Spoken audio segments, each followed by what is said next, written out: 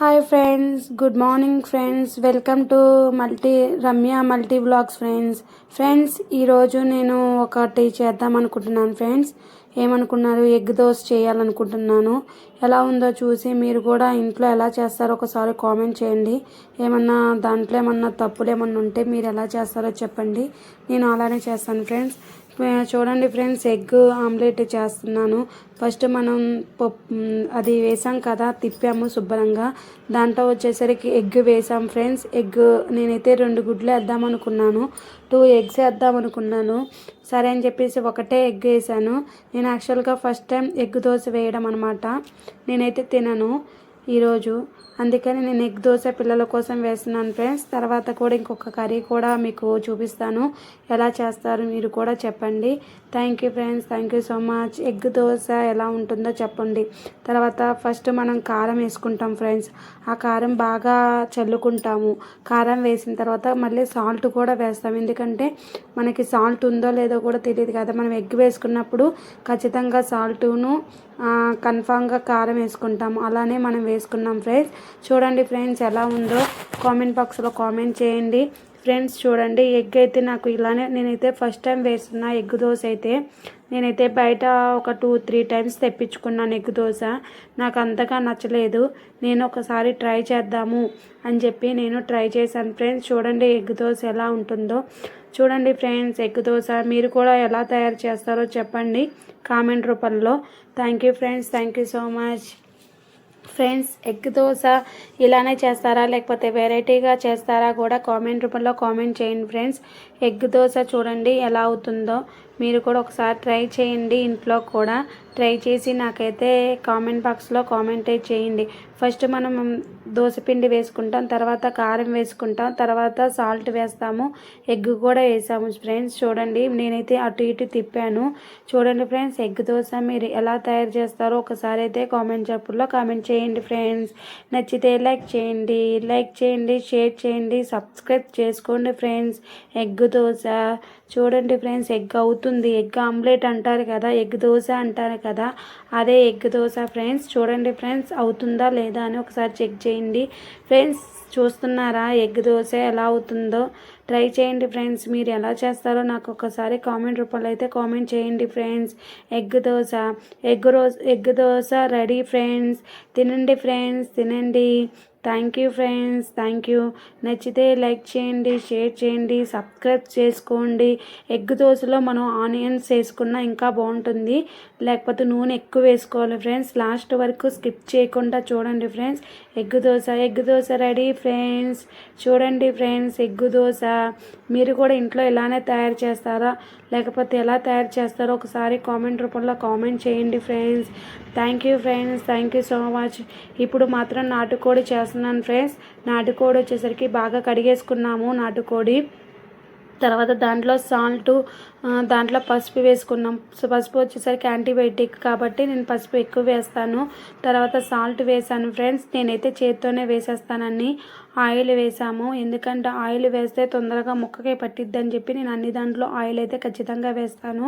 చూడండి ఫ్రెండ్స్, నేను చేత్తో ఎలా కలుపుతున్నానో చూడండి. మీరు కూడా ఇంట్లో ఎలా తయారు చేస్తారో చెప్పండి ఫ్రెండ్స్.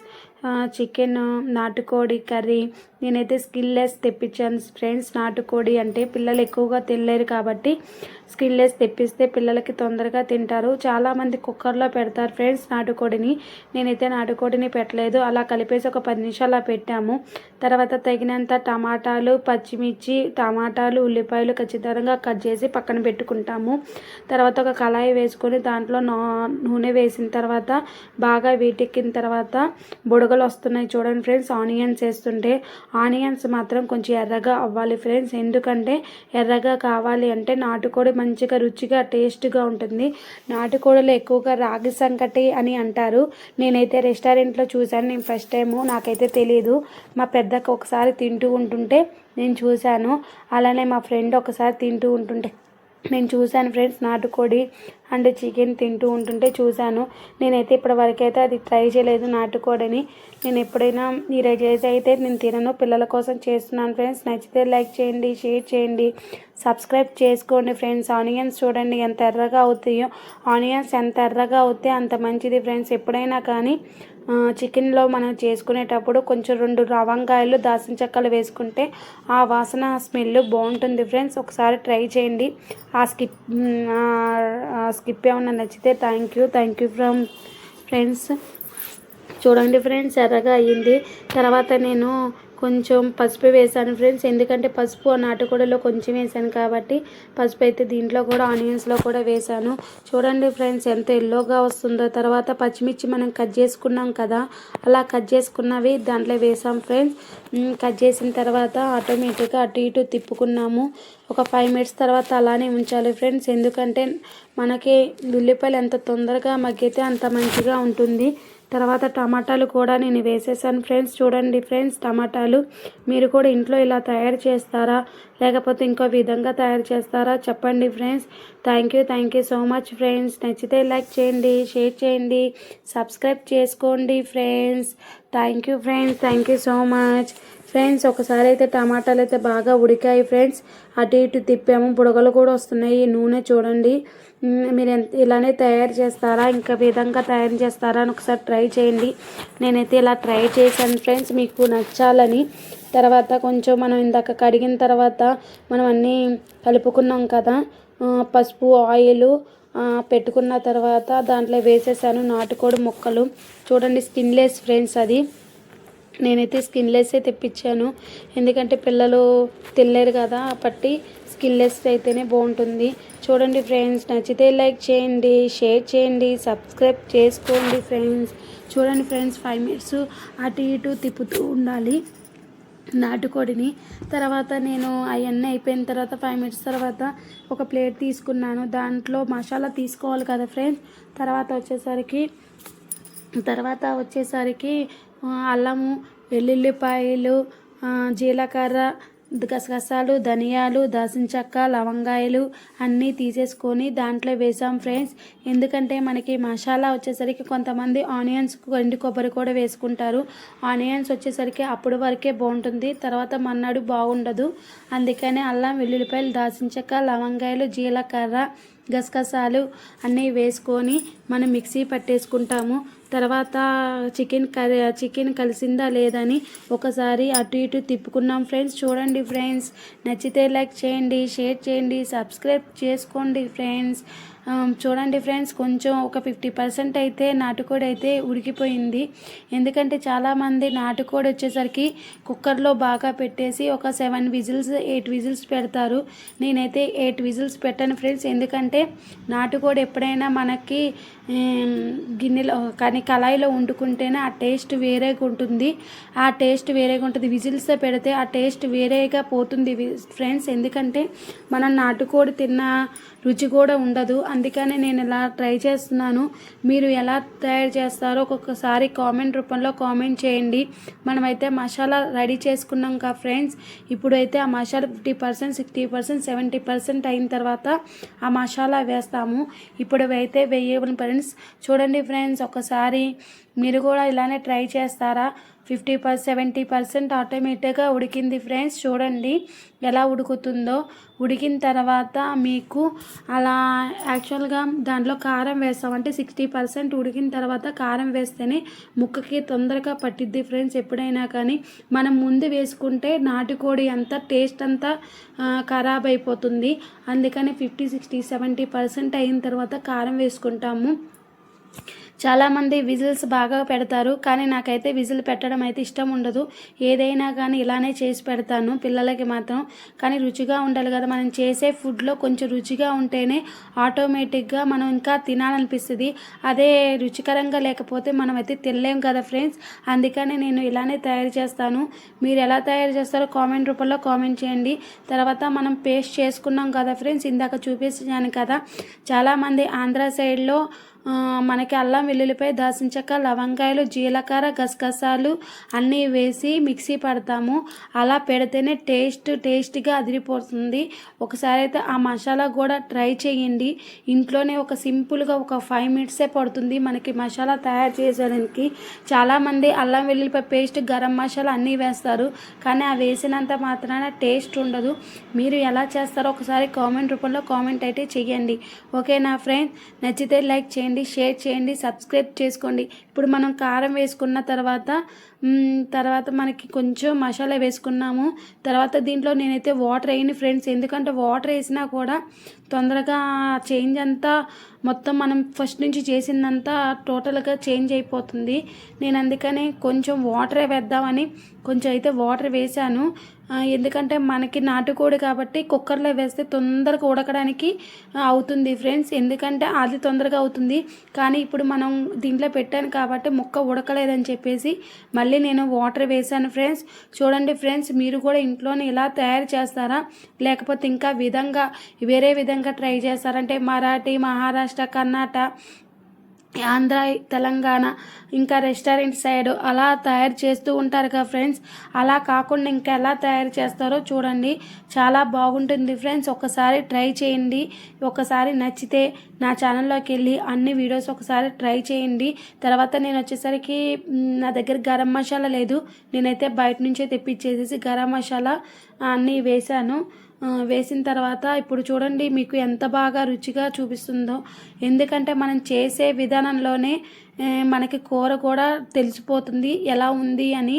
చూడండి ఫ్రెండ్స్, ఎంత గుజ్జుగా వాటర్ వచ్చేసి పైకి వచ్చేసి వాటర్ అంతా ఇంకిపోవాలి. మనకి ఎప్పుడైనా కర్రీ చేసినప్పుడు వాటర్ లాగా కర్రీ అయితే ఉండకూడదు ఫ్రెండ్స్. మీరు ఒకసారి చూడండి ఫ్రెండ్స్, మనం ఆనియన్స్ కొత్తిమీర కూడా వేసుకున్నాము.